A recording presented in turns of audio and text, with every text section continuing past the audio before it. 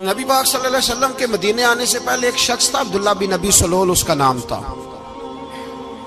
تو مدینے والے لوگ اس کو اپنا پیشوا مانتے تھے، اوس بھی خزرج بھی، اس کی تاج پوشی بھی کی، بڑی اس کی منتا تھی۔ جب حضور آ گئے تو اس کا کاروبار بند ہو گیا۔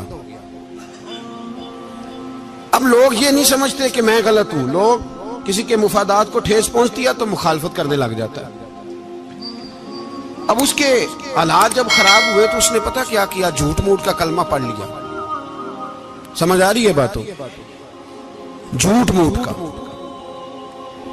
اور منافقوں کا ایک ٹولہ اس نے تیار کر لیا جس کا قرآن مجید نے سورہ منافقون میں ذکر کیا۔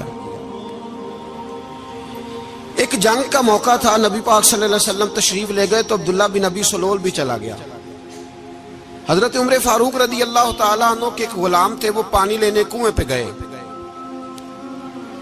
ادھر سے انصار میں سے، چونکہ حضرت عمر کے غلام مہاجر تھے، انصار میں سے ایک شخص پانی لینے پہلے سے آیا ہوا تھا۔ پانی بھرنے میں کوئی اختلاف ہو گیا، جھگڑا ہو گیا، مار کٹائی تک نوبت آ گئی۔ حضرت عمر کے غلام نے کچھ چیز مار دی، اس شخص کو زخمی ہو گیا۔ اس نے پکارا، عبداللہ بن ابی سلول نے سمجھا کہ موقع اچھا ہے، دوڑا ہوا آیا اور آ کر اس نے کہا، انصار مدینہ بھاگ کے آؤ، جلدی آؤ، اور بڑے غلط جملے استعمال کیے۔ کہنے لگا، اگر ان لوگوں کو تم اپنا بچا کچا کھانے کو نہ دیتے مہاجروں کو تو آج یہ تمہارے سر پہ نہ بیٹھتے۔ معاذ اللہ، ایسی باتوں پہ کہا کرے، بولے یہ روزمرہ کی گفتگو میں عادت بنائیں، کوئی ایسی بات کرنی ہو تو معاذ اللہ استغفر اللہ کہہ کے کرنی چاہیے۔ اس نے کہا کہ معاذ اللہ، اب ان کو بچا کچا نہ دیں تو یہ ہمارے سر پہ نہ بیٹھتے۔ شور کیا اس نے۔ ہمارے ہاں بھی سیانے بندے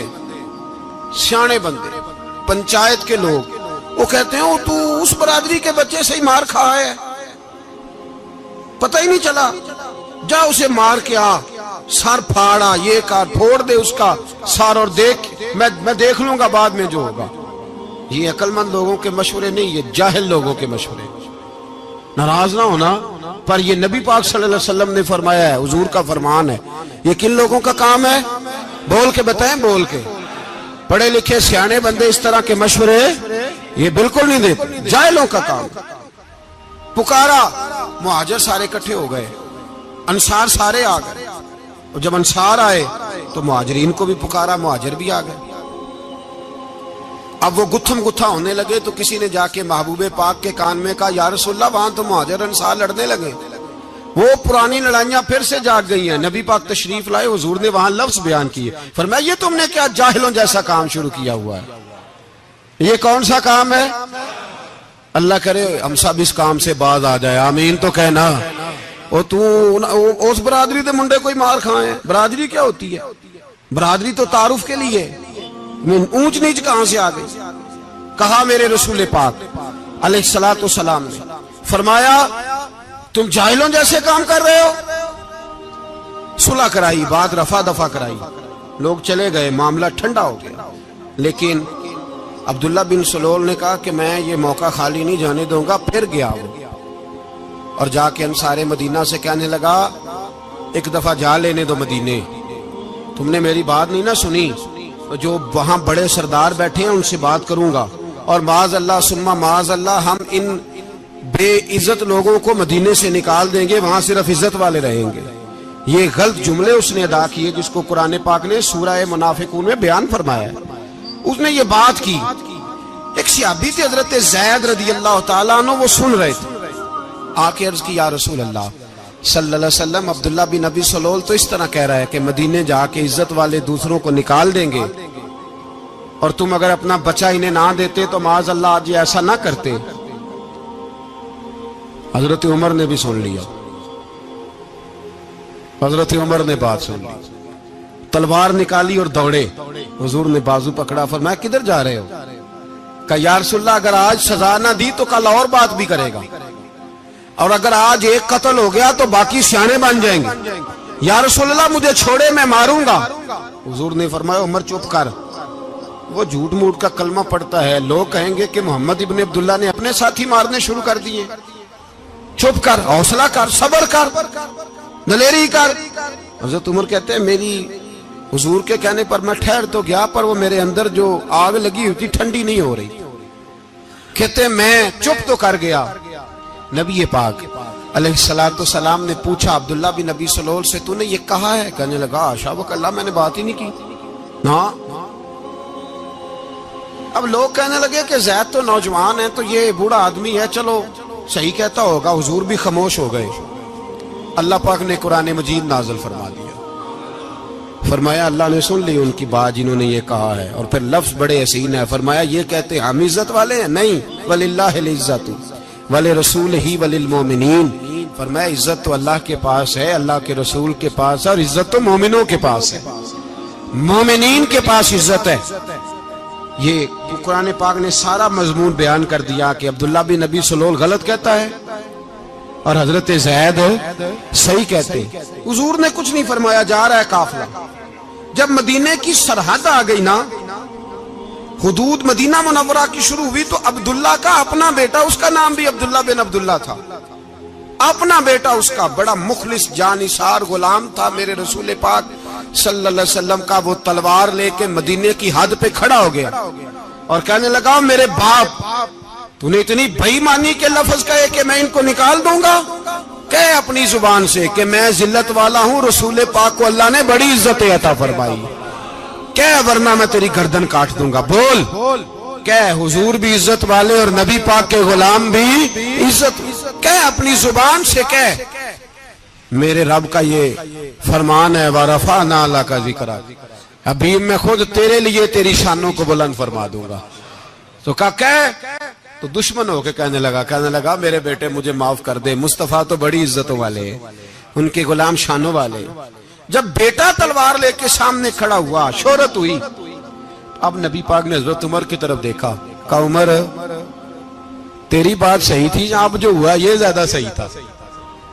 وہ میں نے تجھے کہا حوصلہ کر، تدبر کر، وقت کا انتظار کر، یہ صحیح ہوا کہ وہ صحیح تھا؟ تو حضرت عمر فاروق کہنے لگے یا رسول اللہ، میں گواہی دیتا ہوں آپ واقعی اللہ کے سچے رسول ہیں صلی اللہ علیہ۔ اتنی اچھی رائے، وقت فیصلہ کرتا ہے، تدبر سے چلے، دانائی سے چلے، علم پیدا کریں، بردباری۔ ہمیں کئی دفعہ سجدہ صاف کرنا پڑتا ہے، ہم جو کہتے ہیں بات اس کے الٹ نکل آتی ہے۔ ہم کسی شخص کے بارے میں کچھ تبصرہ کر بیٹھتے ہیں، کچھ عرصے کے بعد ہمیں پتہ چلتا ہے کہ وہ تو ایسا تھا ہی نہیں، ہم نے غلط بات کر۔ ہم بغیر تحقیق کے، بغیر تفتیش کے، حوصلہ نہ ہونے کی وجہ سے، صبر نہ ہونے کی وجہ سے ہم بہت سارے کام کر گزرتے ہیں، پھر ہمیں نقصان ہوتا ہے۔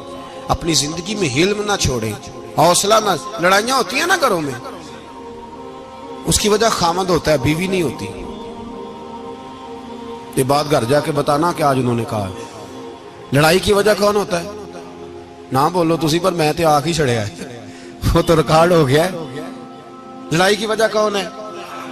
جڑے باتیں لڑتے ہیں وہ کندے ہی نہیں پے۔ وجہ کون بنتا ہے جی؟ کیوں بھلا؟ اس لیے کہ نبی پاک صلی اللہ علیہ وسلم نے فرمایا عورت کی اگل آدھی ہے تو تیری تو پوری ہے نا، جس کا مطلب ہے لڑائی اگر بچ سکتی تھی تو مرد کی وجہ سے بچ سکتی تھی، گھر میں امن ہو سکتا تھا۔ کہتے ہیں جی بڑی بیوقوف ہے، میری سنتی نہیں۔ تو میں نے کہا جو اس سے بحث کر رہا ہے وہ سیانا ہے؟ بولیں، جو بحث کر رہا ہے وہ عقل مند ہے؟ بندہ تو چلو تھا وہ دانشور شیکسپیئر، باتیں بعض اوقات اس کی کچھ ایسی ہیں۔ اس سے کسی نے پوچھا تھا عورتوں سے کون جیت سکتا ہے بحث میں، تو اس نے کہا تھا وہ جو ان سے بحث نہ کرے، جو ان سے بحث۔ تو بھائی تو وجہ اس لیے کہ حوصلہ تو نہیں کرنا تھا۔ نبی پاک علیہ السلام نے فرمایا بی بی ٹیڑھی لکڑی ہے، سیدھی کرنے کی کوشش کرو گے تو ٹوٹ جائے گی سیدھی۔ تو پھر کتنا بیوقوف ہے جو پتھر سے سر رگڑ رہا ہے، کتنا نادان ہے جو یہ حرکت کر رہا ہے، دریا میں چھلانگ لگا کے کہتا ہے ڈوبوں گا نہیں۔ تو بھائی حوصلہ پیدا کرے، علم پیدا کرے۔ بہت ساری ایسی باتیں کرے کہ جس میں اشتعال آئے گا، فٹافٹ 3 لفظ طلاق کے دے دیے، اب بھاگا گیا مفتی صاحب کے پاس، او ہو 4 بچوں کا کیا بنے گا؟ اور یہ بات پکی ہے کہ بچوں کو صرف ان کی ماں ہی پال سکتی ہے، ان کی ماں۔ اور بات مجھے نہیں بھولتی، ایک شخص نے بیوی کو طلاق دے کے دوسری شادی کی. اس کا بیٹا تھا 10 سال کا. تو اس نے اپنے بیٹے سے کہا کہ بیٹے بتا پرانی اماں صحیح تھی یا یہ صحیح ہے؟ اس نے کہا نہیں ابا وہ تو جھوٹ بڑے بولتی تھی، یہ صحیح ہے. وہ جھوٹی تھی، وہ جھوٹ بڑے بولتی تھی میری سگی اماں، یہ سچ بولتی ہے. اس نے کہا وہ کیسے؟ کہنے لگا اس لیے کہ میں کوئی شرارت کرتا تھا تو میری سگی اماں مجھے تھپڑ مارتی تھی اور کہتی تھی تجھے روٹی نہیں دے رہی، جا دوڑ جا گھر سے. تو میں دوڑ جاتا تھا تو جھوٹ بولتی تھی نہیں دینی، پھر آدھے گھنٹے کے بعد مجھے ڈھونڈنے لگ جاتی تھی، ڈھونڈ کے لاتی تھی، پھر میری منت کرتی تھی، پھر مجھے کہتی تھی نہ مجھے ستایا کر، پھر میرا ماتھا چومتی تھی، پھر میری مرضی کا کھانا بنا کے دیتی تھی، پھر میرے منہ میں لقمے ڈالتی تھی. جھوٹی تھی، پہلے کہتی ہے نہیں دینی پھر پیچھے بھاگتی ہے. یہ سچی ہے، میں شرارت کرتا ہوں تو تھپڑ مار کے نکالتی ہے، پھر میں منتیں کرتا ہوں پر روٹی نہیں دیتی، پیر پکڑتا ہوں نہیں دیتی. سچ بولتی ہے، اپنی بات پہ ڈٹ جاتی. او بھائی بچے اس کی ماں ہی پال سکتی ہے، تو نے 3 جملے کہتے سوچا ہی نہیں، تیرا کا گیا تو یہ تو نئی بیوی ملے گی، اور اس کا بھی کیا گیا، اس کو بھی شاید شوہر مل جائے. ان پھولوں کی پرورش صرف ان کا مالی کر سکتا ہے، دوسرا کر سکتا؟ تو نے حوصلہ ہی نہیں کیا. ٹھیک ہے غلطی بیوی کی تھی پر تو مرد تھا نا، تیرے پاس تو دلیری تھی. فٹافٹ 3 طلاق کے جملے کہہ دیے. اور میرے رسول پاک علیہ السلام نے فرمایا جائز کام بڑے ہیں پر طلاق جائز تو ہے پر میرے رب کو پسند نہیں، اللہ کو پسند. تو نے مالی بگا دیا جس نے تیرے گھر کا باغ سینچنا تھا. تو بھائی یہ حوصلہ نہیں، درجنوں طلاقیں، 20 کیس، اور ابھی وہ شادی کے پورے کپڑے نہیں پہنے تو طلاق پہلے. اس کی وجہ یہ کہ حوصلہ نہیں، صبر نہیں، رضا نہیں، ہم احساس نہیں کرتے. اگر تو یہ سمجھ جائے کہ بس اللہ نے جو میرے لیے بہتر سمجھا مجھے دے دیا، صحیح ہے میری آزمائش ہے، کیا ہے کچھ ہے جو اس نے بہتر سمجھا مجھے اس نے، پھر تو سکھی ہو جائے، تیرے لیے جینا آسان ہو جائے، پھر تو بہت ساری پریشانیوں سے آزمائشوں سے دور ہو جائے. میرے نبی پاک علیہ السلام نے ہمیں حوصلہ کرنے کا حکم دیا، دلیری. 2-3 سال شاید پچھلے سال یا اس سے پچھلے سال حج کے موقع پہ نا ہمارے پاکستان میں تو بڑے بڑے انوکھے واقعات ہوتے ہیں. سننے سے کیا میں کہتا ہوں وہ عبرت کے لیے ہوتے ہیں. جعلی ویزے لگوا دیے حج کے کسی ایجنٹ نے، اللہ کے مہمانوں کو بھی لوگ لوٹ لیتے ہیں. جعلی ویزے لگوا دیے. اور مزے کی بات یہ ہے کہ پاکستانی ایئرپورٹ سے گزر بھی گئے وہ ویزے والے، اور احرام باندھے لوگ جدے پہنچ گئے. 4 آدمی تھے، انہوں نے ویزا دیکھا تو کہا نقلی آپ کو واپس جانا پڑے گا. اگلی فلائٹ سے وہ لوگ واپس آئے. آپ مجھے بتائیے ان کی جب وہ چھوٹے چھوٹے کلپ آئے، میڈیا نے ان کی باتیں سنی تو ان کے آنسو نہیں تھمتے تھے. ایک آدمی احرام باندھ کے گیا ہے، معمولی سمجھتے ہیں آپ؟ میرے جیسا غریب آدمی کبھی اس نے ارادہ کیا اور مدینے جانے کا لیٹ ہو جائے تو کلیجہ پھٹنے کو آتا ہے. کچھ مجبوریاں پیروں میں آ جائے، نہ جا سکے تو پتہ نہیں کتنی توبہ کرنے کو دل کرتا ہے کہ کہیں غلطی تو نہیں ہو گئی، کوئی ایسی بات تو نہیں نکل گئی. یقین کریں طبیعت پریشان ہو جاتی، یار کوئی ایسا کام تو نہیں ہو گیا جس کی وجہ سے یہ بات ہوئی.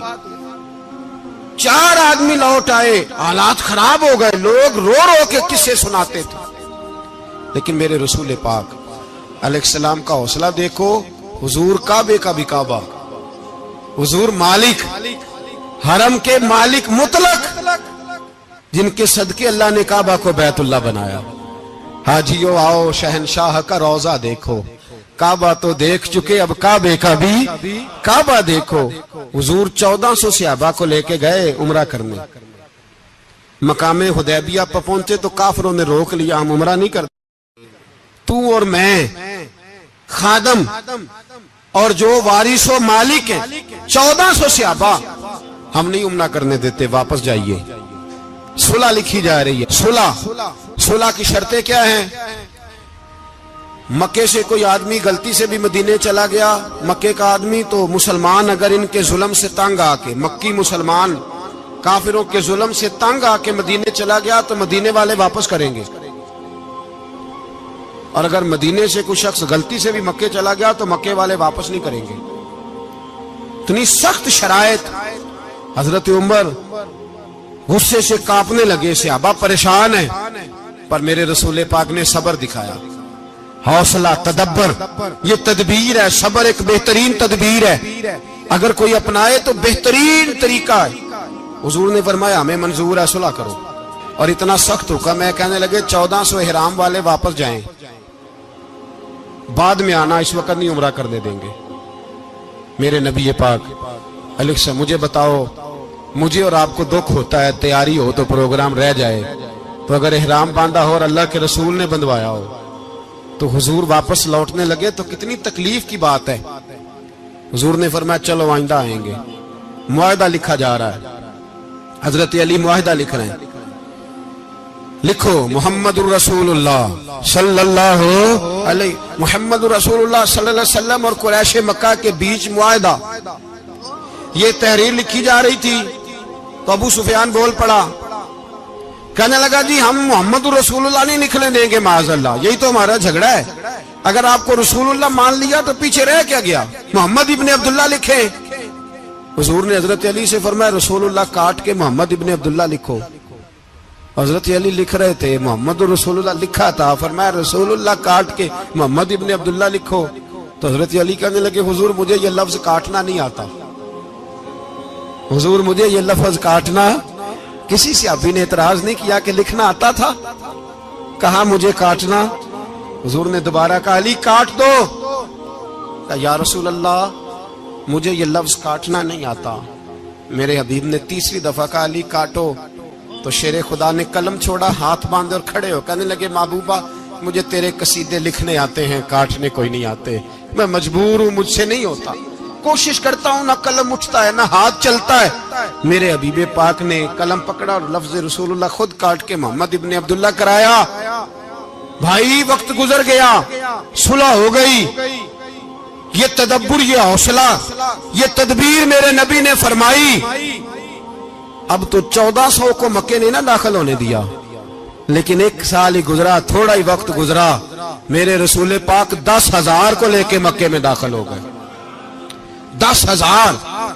اس نے فائدہ دیا. حکمت کیا تھی, تدبر کیا تھا. قریش روز لڑائی کرنے آ جاتے تھے, تبلیغ ہی نہیں کرنے دیتے تھے. ان سے صلح ہو گئی تو نبی پاک نے کیسر کو خط لکھا, کیسر روم کو, ہرکل کو. دور دراز تبلیغ پھیل گئی, مسلمان 100,000 سے زیادہ ہو گئے. ان کی طرف سے اب وہ لڑائی بند ہو گئی. میرے حبیب پاک علیہ السلام کے حوصلے نے کمال دکھایا, اس تدبیر نے فائدہ دیا امت مسلمہ کو. 10,000 کا لشکر لے کے حضور کعبے میں داخل ہوئے. کل جو ابو سفیان کہتے تھے نا محمد رسول اللہ لکھنے نہیں دوں گا, آج وہ خود کہہ رہے تھے اشہد ان لا الہ الا اللہ واشہد ان محمد رسول اللہ صلی اللہ علیہ. کل جو کہہ رہے تھے کہ میں یہ لفظ نہیں لکھنے دوں گا, آج ابو سفیان کی حویلی میں لاکھوں لوگ, ہزاروں لوگ بیٹھے تھے اور سارے کہہ رہے تھے محمد الرسول اللہ محمد الرسول اللہ محمد الرسول اللہ صلی اللہ علیہ وسلم. میرے محبوب کی تدبر نے, فقاہت نے, اور پھر کمال ہوا. 1400 کہاں اور 1,44,000 کہاں. 1400 کہاں اور 1,44,000. 1400 کو نہیں جانے دیا عمرہ کرنے. میرے رسول پاک 1,44,000 کو لے کے حج کرنے چلے گئے. حضور نے حج کیا, ہر طرف لبیک لبیک کی صدائیں بلند ہوئی. یہ میرے نبی پاک کا تدبر ہے, حوصلہ ہے. اگر وقتی طور پہ حوصلہ کر جاؤ گے, دلیری کر جاؤ گے, آنے والا وقت آسان ہو جائے. حوصلہ نہیں, صبر نہیں, سکون نہیں, 2-4 باتیں, یہاں تک کہ لوگ ابا جی کی بات برداشت نہیں کرتے, ایسے جملے کہہ دیتے ہیں جو دوبارہ پلٹ کے نہیں آتے. ماں کو لفظ نہیں بولتے, باپ کی روح تک چھلنی کر دیتے ہیں وہ جملے. لیکن لوگ اس وقت حوصلہ کرنے, اور ہم پنجابی لوگوں نے تو گنجائش ہی بڑی دے دی ہے. کہتے ہیں بچہ ہے جے ایک ہی ہے, ایک میں حوصلہ کرے کی ہے ماشاءاللہ. تو اگر جوان ہو گیا تو کہتے ہیں گرم خون ہے, مکہ کم. اگر بوڑھا ہو گیا تو کہتے ہیں بوڑھوں میں حوصلہ نہیں ہوتا, نہ بچے میں نہ. تو کس میں حوصلہ ہوگا, بولے کسی میں بھی نہیں. چھٹی سب کو فتویٰ مل گیا نا, یہ بچہ ہے جی, ابھی یہ تو بچہ ہے, آپ تو سیانے بیانے ہیں, یہ بچہ ہے. کمال ہو گئی ہے بھائی, کیا مطلب ہے بچہ ہے؟ بچے کو سارا پتہ ہے, ہر چیز اسے آتی ہے, حوصلہ کرنا ہی نہیں آتا. اور پھر کہہ دیا وہ تو گرم خون ہے. وہ کیا بات کرتے ہو, گرم خون؟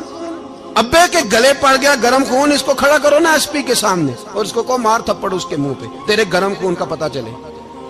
غریب کے یہ گلے پڑ گیا, اس کو کھڑا کرو ایس ایچ او کے سامنے, پھر پتہ چلے گا خون کتنا گرم ہے.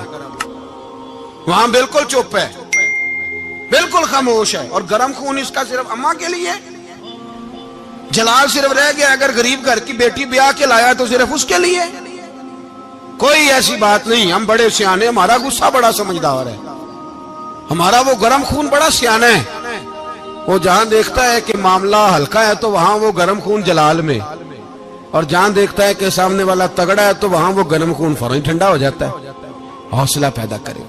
زندگی حوصلے مند لوگ جیتے ہیں, جو حوصلے مند نہیں ہوتے وہ تو زندگی کا ایک سال لطف سے نہیں جی پاتے.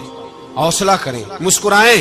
میرے نبی پاک صلی اللہ تعالی علیہ وسلم نے نا عثمان بن طلحہ, کعبے کی چابی ان کے پاس ہوتی تھی.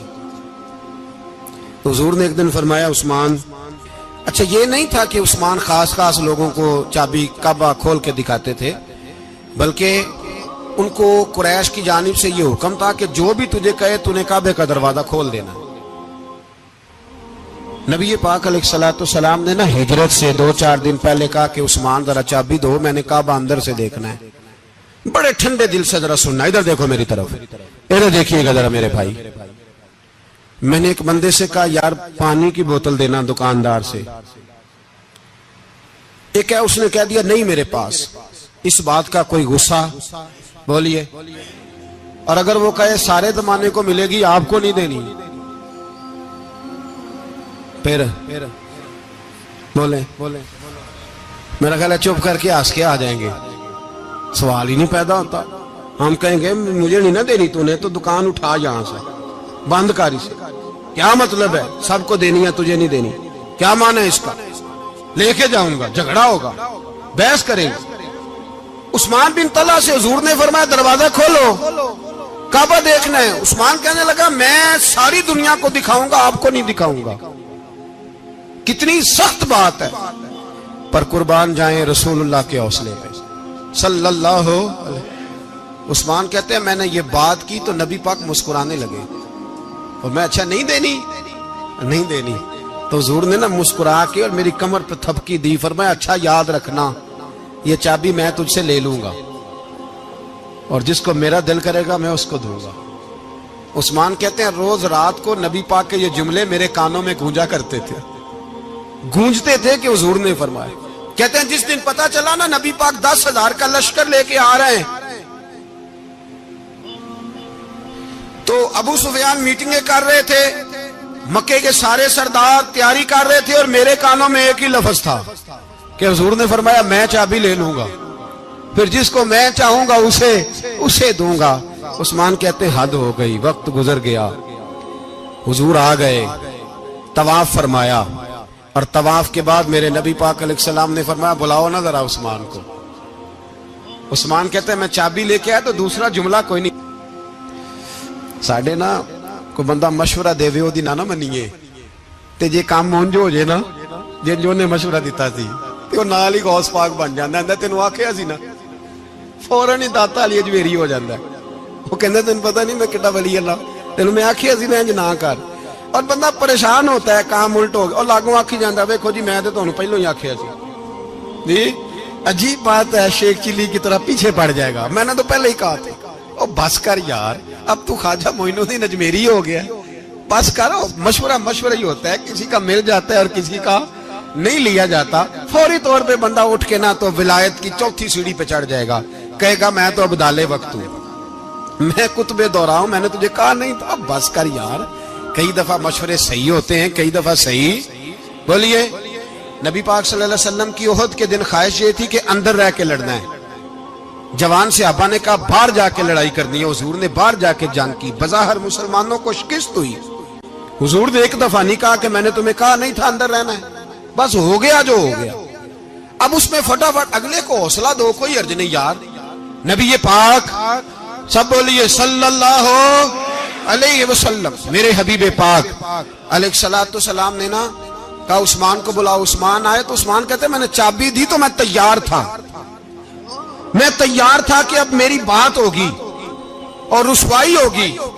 لیکن کہتے ہیں قربان جائیں مصطفیٰ نے تو یہ جملہ بھی نہیں کہا کہ میں نے تجھے کہا نہیں تھا، یہ بھی نہیں کہا. حضور نے چابی لی، کعبے کے بت صاف کیے، نماز پڑھی، واپس آئے. فرمایا عثمان میرا وعدہ تھا تیرے ساتھ کہ جس کو میں چاہوں گا چابی دوں گا، یہ لو چابی میں تجھے ہی دینا چاہتا ہوں، لے لو رکھ لو. عثمان کہتے ہیں وہ چابی نہیں میرے طرف آ رہی تھی، میری طرف ایمان آ رہا تھا. وہ چابی نہیں آ رہی، ایمان آ رہا تھا میری جانب. کہتے ہیں میرے ہاتھوں میں چابی آئی اور میری زبان پہ کلمہ توحید جاری ہو گیا. بھائی تدبر، حوصلہ، صبر، رضا. ہمیں تو ٹائم بھی نہیں گزارنا آتا. گھر کا ماحول، گھر کے اندر رہ کے لوگ دکھی ہیں، اس لیے کہ ہماری طبیعتوں میں حوصلہ نہیں، ایک منٹ کے لیے نہیں، ایک سیکنڈ کے لیے بھی ہم یہ برداشت نہیں کرتے کہ چلو تھوڑا انتظار کریں، وقت کو دیکھیں، موقع کو دیکھیں. میرے نبی پاک علیہ الصلوۃ والسلام پہ اتنی مصیبتیں آئیں کہ پہاڑ پہ آتی تو وہ ریزہ ریزہ ہو جاتے، لیکن کسی مقام پر بھی حضور علیہ الصلوۃ والسلام شکوہ کرتے نظر نہیں آتے. ہم غریبی کا رونا روتے ہیں، ہر چوتھا آدمی کہتا ہے بڑا غریب ہوں، لیکن میرے نبی پاک علیہ الصلوۃ والسلام نے چوتھے دن کھجور کھائی، سرکہ کھایا ہے اور موٹے بان کی چارپائی پہ آرام کیا. حضرت عمر نے کہا حضور کتنی تکلیف ہے؟ فرمایا عمر کوئی تکلیف نہیں، تھوڑا سا تو وقت ہے، جنت میں جائیں گے، ساری نعمتیں اللہ نے ہمارے لیے تیار کی ہوئی ہے. راضی بالرضا، راضی بالرضا، کوئی کسی قسم کا مسئلہ نہیں. ہمیں آزمائشیں آتی ہیں، تکلیفیں آتی ہیں، بیماریاں آتی ہیں، لوگ چھوٹی چھوٹی بات پر پریشان ہو جاتے ہیں، ذرا ذرا سی بات پر شکوہ کرتے ہیں. میرے رسول پاک علیہ السلام نے فرمایا جب میرا رب کسی کو بیمار کرتا ہے تو 2 فرشتوں کو بھیجتا ہے، جاؤ میرے بندے کی تیمارداری کر کے آؤ. اللہ اکبر، خود رب بھیجتا ہے، جاؤ میرے بندے کی. تو مجھے بتائیے جب اللہ بھیجے تو پھر تندرست خوش نصیب ہوا کہ بیمار؟ جی تندرست پھر خوش نصیب کون ہوا؟ میرے نبی پاک صلی اللہ علیہ وسلم نے فرمایا رب 2 فرشتے بھیجتا ہے، فرماتا ہے پتہ کر کے آؤ میرے بندے کا اس کا کیا حال ہے، حالانکہ اللہ سارے جانتا ہے. فرشتے آتے ہیں، واپس جاتے ہیں، رب کریم پوچھتے ہیں بتاؤ میرا بندہ کیا کہتا تھا؟ اللہ تجھے سارا ہی پتہ ہے، پر ہم سے پوچھتے تو بتا دیتے ہیں. وہ یہ کہتا تھا کہ میں اپنی رب کی رضا پہ بڑا ہی راضی ہوں. وہ تیری حمد کر رہا تھا، تیری تعریف کر رہا تھا، تیرا شکر کر رہا تھا، تیرے لیے کلمات حمد بیان کر رہا تھا. تو میرے نبی پاک علیہ السلام فرماتے ہیں، اللہ فرشتوں سے فرماتا ہے سنو پھر اگر میں اپنے بندے کو اس بیماری میں شفا دوں گا تو اس تندرستی سے زیادہ اچھی تندرستی دوں گا جو پہلے اسے عطا کی ہوئی تھی، پہلے سے اچھی صحت دوں گا. اور اگر اسے اس بیماری میں موت دوں گا تو پھر مرتے ہی اس کے لیے میں جنت کا فیصلہ فرما دوں گا. بھائی جب تو راضی بالرضا رہتا ہے، راضی بالرضا، بڑی سادی سی بات ہے بھائی. آپ گھر گئے روٹی مانگی تو اگر کسی نے کہا نا کہ اتنی تھکاوٹ ہے ٹائم پہ آیا کریں اس وقت، تو روٹی تو وہ بھی مل گئی اور اس میں لذت، وہ سکون نہیں، وہ سکون نہیں. میری اماں جی سالن پکا کے رکھ لیتی تھی تو روٹی جب بھی کوئی مانگتا تھا تو تازی بنا کے دیتی تھی، ان کی طبیعت تھی. تو میں اکثر ان سے کہتا کہ اماں جی پکا کے رکھ دیا کرو. تو کہتے تمہیں خوشی نہیں ہوتی جب تمہاری اماں تازی پکا کے دیتی ہے؟ خوشی ہوتی ہے، طبیعت میں خوشی ہوتی ہے. ان کا مزاج تھا، ذوق تھا، تو ہم سمجھتے تھے یار یہ بڑی سعادت کی بات. تو آپ گھر گئے رات کو تو گھر والوں سے کہا روٹی، تو فوراً اٹھے فوراً، اور انہوں نے کھانا تازہ بنایا اور ساتھ یہ بھی کہا باہر سے نہ کھایا کرے بندہ بیمار ہو جاتا ہے. کتنی ٹھنڈک پہنچتی ہے آدمی کے دل کو، سکون ملتا. تو بھائی بیماری تو آپ نے کاٹ لی، لیکن ساتھ کہو ہو بڑا بیمار ہوں، میں نے تو اتنے گناہ بھی نہیں کیے، ظلم بھی نہیں کیا، کسی کو کچھ بھی. اب بیماری تب بھی کٹ گئی، پر بڑی آزمائش، مریض ڈاکٹر کے گلے پڑ رہا ہے، اس کے لواحقین جھگڑے کر رہے ہیں، بیماری وہ بھی کٹ گئی. اور ایک بیمار وہ ہے جو چارپائی پہ لیٹا ہے اور کہتا ہے جس طرح میرا اللہ راضی اسی طرح میں بھی راضی. تو بیماری اس کی بھی کٹ گئی. حضرت یونس علی نبینا علیہ الصلوۃ والسلام نے ایک دن حضرت جبریل امین ملنے آئے تو جناب یونس علیہ السلام کہنے لگے اے جبریل اللہ کے نیک بندوں میں جو اللہ کو اس وقت سب سے زیادہ پسند ہے نبیوں کے بعد، توجہ کرنا بات پر، جو سب سے زیادہ اللہ کو پسند ہے نبیوں کے بعد ولیوں میں، اور سب سے زیادہ اللہ جس کو اللہ کی بارگاہ میں عبادت گزار لکھا جاتا ہے، میری اس بندے سے ملاقات کرا۔ تو حضرت جبریل نے جناب یونس علیہ السلام کو ساتھ لیا تو ایک شخص کے پاس پہنچے جو آنکھوں سے اندھا تھا، دونوں ہاتھ اس کے سلامت نہیں تھے اور پورے جسم میں پیپ جاری تھی، ریشہ تھا۔ جب جا کے السلام علیکم کہا نا حضرت یونس نے، اس نے وعلیکم السلام کے بعد پہلا لفظ پتہ کیا کہا؟ اس نے کہا یا اللہ تیرا شکر ہے، یا اللہ تیرا، آپ بھی ادا کریں اللہ کا شکر، یا اللہ تیرا، اللہ تیرا شکر ہے۔ تو حضرت یونس علیہ السلام کہنے لگے تو شروع سے اس طرح کا ہے، نابینا بھی اور ہاتھوں سے معذور بھی اور سارا جسم شروع سے؟ تو بڑے ہی خوبصورت لفظ اس بیمار نے کہے، کہنے لگے نہیں حضور میں بالکل ٹھیک ٹھاک تھا، جب تک میرے رب نے چاہا کہ یہ دنیا کو دیکھے تو تب تک اس نے مجھے آنکھیں دیں، اور جب اس نے چاہا کہ اب اس کا دیکھنا بہتر نہیں تو اس نے واپس لے لی۔ تو یا اللہ تیرا شکر ہے، اللہ تیرا شکر ہے۔ پھر کہا جب تک اس نے چاہا کہ میرے ہاتھ رہے تب تک رہے، جب اس نے چاہا کہ میرے لیے بہتر نہیں تو اس نے لے لیے، تو یا اللہ تیرا شکر ہے۔ جب تک اس نے چاہا کہ میرا جسم صحیح و سلامت رہے تو رہا، اور جب اس نے چاہا کہ میرے لیے بہتر نہیں تو مجھے بیمار کر دیا، تو یا اللہ تیرا شکر ہے۔ تو حضرت یونس علیہ السلام کہنے لگے جبریل واقعہ یہ اللہ کا سب سے زیادہ شکر گزار بندہ ہے، سب سے زیادہ عبادت گزار بندہ ہے، سب سے زیادہ۔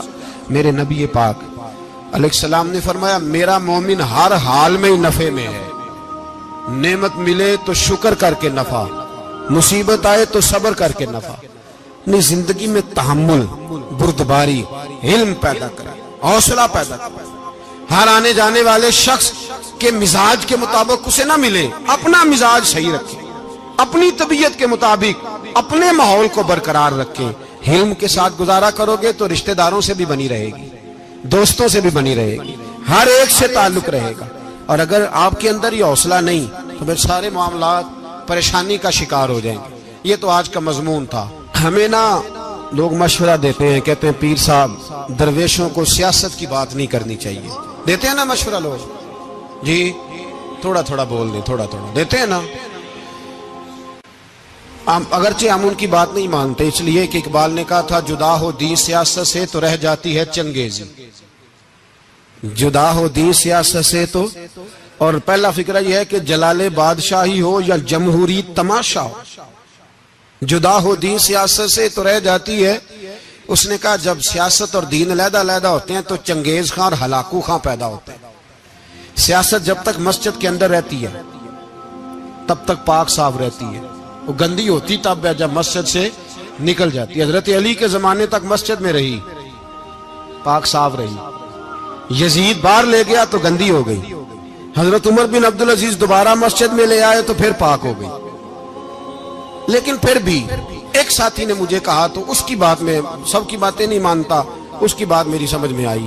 وہ کہنے لگا جی اصل بات یہ ہے کہ سیاسی تبصرے تجزیے ہم اخباروں میں ٹی وی پہ جا کے بیٹھے، جا کے بڑی مہربانی میری طرف دیکھیں، وہ ہم سنتے رہتے ہیں تو ہمارا دل کرتا ہے مسجد میں صرف ہم رسول اللہ کا پیار ہی سنیں۔ تو میں نے کہا یار تیری بات دل کو لگتی ہے، یہ بات صحیح ہے، چلو یہ نیت اچھی ہے، یہ تیرا نظریہ ٹھیک ہے، مان گئے ہم۔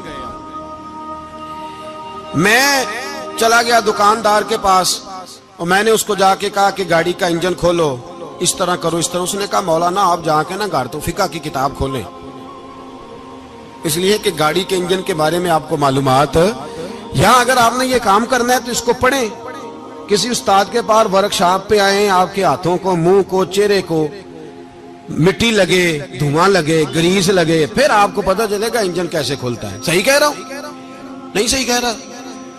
دعا گلا تو یہاں کر چڑی جائے، صحیح کہہ رہا ہوں جی؟ اگر مولوی کو اجازت نہیں سیاست کی بات کرنے کی، اور مولوی کو اجازت نہیں کہ انجن کی بات کرے، تو سیاستدان کو اجازت ہے دین کی بات کرنے کی؟ یہاں تو وہ آئے نا مدرسے میں پڑھے، پورا دین حاصل کرے، پھر وہ بولے تو پھر تو ٹھیک ہو گیا، لیکن جب اسے سورت اخلاص بھی سیدھی نہیں آتی تو فتوے دینے کی اس کو ضرورت ہے کوئی؟ بولے نا یار، کیوں چھیڑتے ہیں سیاست؟ ہم نہ پچھلے جمعے جلوس نکالنا چاہ رہے تھے ختم نبوت کی ترمیم کے حوالے سے، حکومت وقت نے کہا کہ ہم واپس لیتے ہیں، تو میرے بہت سارے دوستوں نے کہا جی نکالنا چاہیے، انہوں نے کیا کیوں؟ میں نے کہا یار لوگوں کو بھی پریشان نہیں کرنا چاہتے، ہماری اپنی سڑکیں ہیں، کسی کو بس ٹھیک ہے، انہوں نے واپس لے لی تو بات ختم ہو گئی، ہم مان گئے، تسلیم کر لیا۔ اتنا ہمارا مطالبہ ہے کہ اس آدمی کو ضرور سزا دو جس نے یہ ترمیم کی ہے، لیکن ہم نہیں کرتے، کوئی نہیں نکلے، نہیں نہ نکلے بولے ہیں۔ تو وزیر قانون صاحب کو کیا مصیبت بنی ہوئی ہے نیا فتویٰ دینے کی؟ کہ ہے کوئی شوق انہیں دینا چاہیے فتویٰ؟ کہتے نہیں مرضیوں میں ہمارے درمیان تھوڑا ہی فرق ہے۔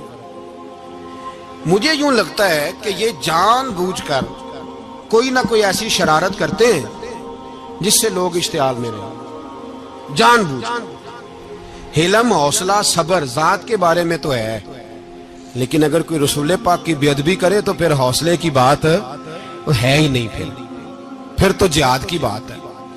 اور میں دیانتداری سے مسجد میں باوضو بیٹھ کر جمعے کے دن مشورہ دیتا ہوں حکومت کو اور وزیر قانون کو مشورہ دیتا ہوں کہ نہ فرعون کی حکومت ساری زندگی رہی، نہ نمرود رہا، نہ جاج بن یوسف رہا، نہ یزید رہا، اور یار درباری بن کے حکمرانوں کی چاپلوسی کرتے کرتے تم یہاں تک آ گئے ہو کہ اب نبی پاک کی عزت کو ہاتھ ڈالنا شروع کر دیا ہے۔ اور آپ یقین کریں سیاسی جماعتوں کا اتنا برا حال ہے کہ ان کے لیڈر کے بارے میں کوئی بات کرے تو پاگل ہو جاتے ہیں یہ احتجاج کر کر کے، اور اس نے ڈائریکٹ کہہ دیا کہ ختم نبوت کا مسئلہ ہی کوئی نہیں، جو دین کی بنیاد ہے، کسی کو پرواہ نہیں۔ مجھے تو ان لوگوں کی فکر ہو رہی ہے جن لوگوں نے انہیں ووٹ دیے ہیں، وہ اللہ کو کیا جواب دیں گے۔ اور یہ اللہ ماشاءاللہ ساری سیاسی جماعتیں اس طرح کی۔ اور میرا وزیر قانون صاحب کو بھی مشورہ ہے کہ زندگی بڑی تھوڑی ہے، بڑی تھوڑی، اللہ سب کو معاف کرتا ہے، اپنے رسول کے غداروں کو معاف نہیں کرتا۔ اور یہاں تمہاری گاڑیوں پہ جھنڈے لگے ہوئے ہیں، وہاں بھی تمہارے جھنڈے لگیں گے، پر اس لیے لگیں گے کہ یہ غدار ہے ناموس رسالت کے، یہ جھنڈے لگیں گے۔ شرم کرو اور ڈر جاؤ، بس کر دو، تمہارے منہ میں اب دانت پورے نہیں رہے۔ کوئی شوگر کا مریض ہے تو کوئی بلڈ پریشر کا، تو کوئی ہارٹ کا، تو کوئی کینسر کا۔ شرم کرو اور اپنی قبر کی بھی تھوڑی سی فکر کرو۔ بتاؤ پاکستان کے کتنے صدر گزرے، وزیر اعظم گزرے، تو ان کی قبریں کہاں ہیں؟ کوئی جاتا ہے ان کی قبروں پہ؟ کسی کو خبر ہے؟ کیوں اپنے لیے جہنم کٹھی کرتے؟ سارا کچھ دنیا داری رہ گئی ہے، سارا کچھ صرف یہی رہ گیا۔ حضرت ابو بکر سردار تھے، حضرت عمر سردار تھے قبیلے، حضرت عثمان سردار تھے، انہوں نے سرداریوں کو ٹھوکر مار کے رسول اللہ کے قدموں میں بیٹھنا پسند کی، سرداریاں چھوڑ کے غلام بن گئے۔ تم سرداریاں بچانے کے لیے رسول اللہ کی غداری کرتے ہو، شرم نہیں آتی؟ اور قوم شکوہ ہے مجھے ان لوگوں سے جو مولوی تو کہہ دیتے ہیں تو سیاست نکار، اور کسی سیاستدان کو منع نہیں کرتے کہ جب تجھے سورت فاتحہ بھی نہیں آتی تو تجھے کس نے اجازت دیا اتنی بڑی بات؟ اور میں نے پچھلے سے پچھلے جمعے بھی کہا تھا، پھر کہتا ہوں اور آن دی ریکارڈ کہتا ہوں، مرزائی کل بھی کافر تھے، آج بھی کافر، اور قیامت تک، اور جو ان کے کفر میں شک کرے وہ بھی، اور پکا بے ایمان ہے، کافر ہے۔ وہ وزیر قانون ہو یا صوبائی ہو یا وفاقی ہو، من شک فی کفر ہی فقط کفر، جو مرزائی کے کفر میں شک کرے وہ بھی کافر ہے۔ ہمارے رسول آخری رسول ہے، ہم کسی کو یہ اجازت نہیں دیں گے کہ وہ ختم نبوت میں رکھڑا ڈالنے کی کوشش کرے، ہم کسی کو یہ اجازت ہے۔ اور تم نے قوم کو لوٹا، لوٹتے رہو، اب ایمان پہ ڈاکے تو نہ ڈالو۔ تمہیں دولت لوٹ کے پیٹ نہیں بھرا، اب ایمان لوٹنا شروع کر لیا ہے۔ تمہارا فیکٹریاں لوٹ کر، قومی خزانہ لوٹ کر پیٹ نہیں بھرا، بھائی مانو اب دین بیچ کر اپنی حکومتیں پکی کرو گے۔ اور وہ لوگ بھی تیار ہو جائیں جو ان بھائی مانوں کو منتخب کرتے ہیں، ان سے بھی سوال کرے گا ختم نبوت کا موضوع قیامت کے دن کہ تم بتاؤ، ان کو سپورٹ کرتے تھے جو رسول اللہ صلی اللہ علیہ وسلم کے بعد بھی کسی نبی کو نبی ماننا درست جانتے تھے؟ شرم آنی چاہیے، خیال ہونا چاہیے۔ اور میں نے کہا کہ ہمارا دل نہیں چاہتا آپ یقین کریں. ہمیں شوق ہے جلوس نکالنے کا، تمہارے خلاف باتیں کرنے کا. تم نے روز تھرمامیٹر نکالا ہوتا ہے، چیک کرتے ہو کہ ایمان کتنا ہے کتنا نہیں ہے. یہ پاکستان اگر صوبہ سندھ ہے تو حضرت عبداللہ شاہ غازی کا ہے، اگر بلوچستان ہے تو حضرت بابا عبد الرحمان کا ہے، اور اگر پشاور ہے تو وہ صوفیاء کا ہے، اور اگر یہ دھرتی پنجاب ہے تو یہ داتا علی اجویری کی ہے، یہ بابا فرید الدین کی ہے. اس میں کسی غدار کو قبضہ کرنے کی اجازت بالکل نہیں ملے گی. اور ہم وہ لوگ بھی نہیں جو چپ کر کے اندر سوتے رہیں، قوم جو کرتی ہے کرتی رہے، ہمیں پرواہ نہیں. نا، ایسی کوئی بات نہیں. کوئی بندہ نہ سمجھے کہ انہیں ہوش نہیں، انہیں پتہ نہیں، ہمیں سارا کچھ ہی آتا ہے. پھر اگر کل کو کوئی ممتاز قادری پیدا ہو گیا تو شکوہ نہ کرنا، کل کو کوئی پھر سے عامر چیمہ نکل آیا تو شکایت نہ کرنا، یاد رکھنا.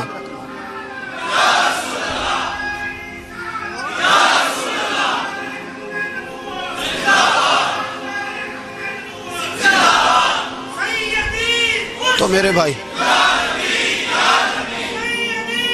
کھول کے بولے یا نبی رسول کے صلی اللہ. تو یہ مشورہ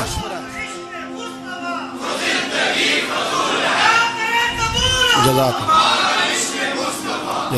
تو یہ تمہیں مشورہ ہے.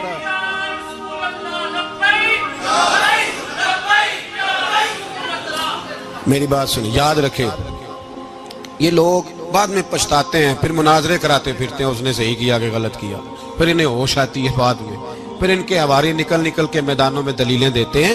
اس لیے ہمارا مشورہ ہے انہیں کہ یہ اپنی حد میں رہیں، اور جو کام تمہارے ذمہ، میں نے کہا نا تم نے بڑا لوٹا، یہ قوم روز تمہیں موقع دیتی ہے لوٹنے کا، یہ موقع دیتی ہے، تو تم نے دولت لوٹ کے پیٹ نہیں بھرے، اب ایمان لوٹنے کے چکر میں آ گئے ہو.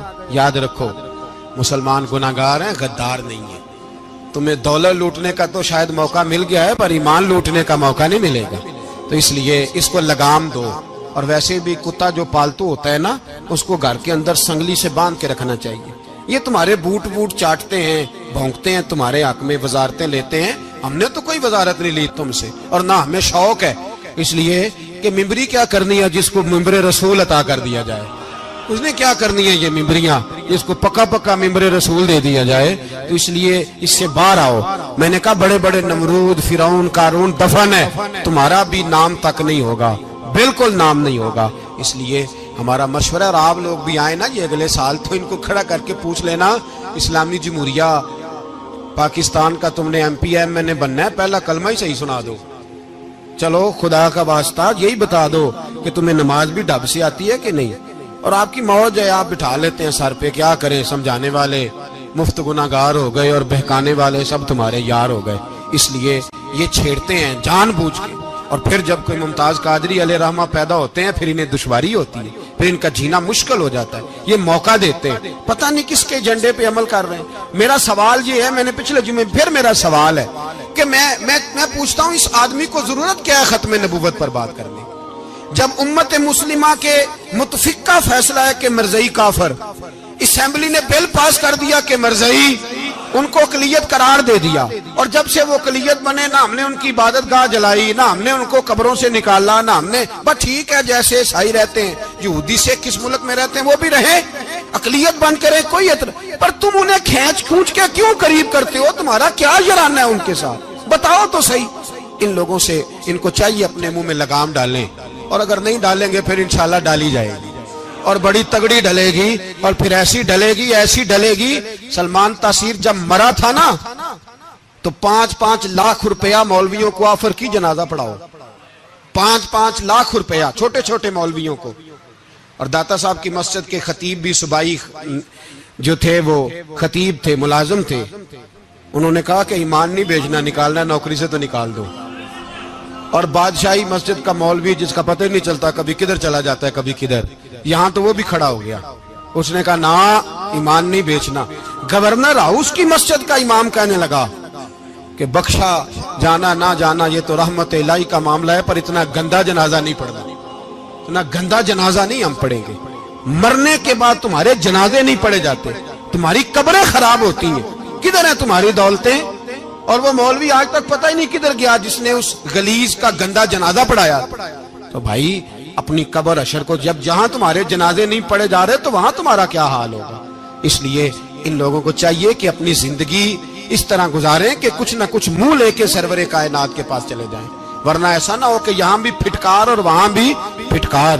اس لیے ہمارا مطالبہ ہے حکومت سے کہ شرم کرو اور ایسے بےایمانوں کو کالے ناگ جو تم نے بھرتی کیے ہوئے ان کو نکالو، اور اگر تعریفیں کروانی ہو تلوے چٹوانے ہو تو اندر کمروں میں ان سے چٹوا لیا کرو. ان سے کہو کہ یہاں ہماری نوکری کرو، باہر نکل کے رسول اللہ صلی اللہ علیہ وسلم کے دین کے بارے میں گفتگو نہ کرو. اس لیے کہ اللہ تبارک و تعالیٰ نے اس دین کے اندر بڑا حسن اور بڑا جذبہ رکھا ہوا ہے، بڑا وقار ہے. ہمارا مطالبہ ہے حکومت سے کہ ختم نبوت کے مسئلے پر کوئی سیاستدان گفتگو نہ کرے. آپ تائید کرتے ہیں اس بات کی؟ اس پر کوئی سیاستدان کوئی گفتگو. ہمارے پاس بڑے تماشے ہیں سیاست کرنے کو، باقی تماشوں پہ سیاست کرو. یہ رسول اللہ کی ناموس کا معاملہ ہے، یہ چھیڑنے کی تمہیں اجازت ہو؟ مجھے سمجھ نہیں آتی یار، جب بات ختم ہو گئی اسمبلی نے بل واپس لے لیا تو صوبائی وزیر قانون کو آخر تکلیف کیا ہے؟ آپ کے پاس جواب ہے کوئی اس بات کا؟ بات ختم ہو گئی، ہم نے جلوس نہیں نکالنا، چھوڑ دیا، خاموش ہو گئے. علماء نے میٹنگیں بلائی تھی کینسل کر دی، ٹھیک ہے جی بات. اب دوبارہ سے کیوں چھیڑتے ہو؟ پھر کہتے ہیں احتجاج ہوتا ہے، شور ہوتا ہے. تم خود ایسی حرکتیں کرتے ہو جس سے افراتفری پیدا ہوتی ہے. یہ ملک رسول اللہ کے نام پہ بنا ہے اور قیامت تک یہاں وہی ہوگا جو میرے رسول پاک صلی اللہ علیہ وسلم کی رضا ہوگی، اور نبی پاک کے قانون کے خلاف کوئی قانون یہاں چل سکتا؟ اللہ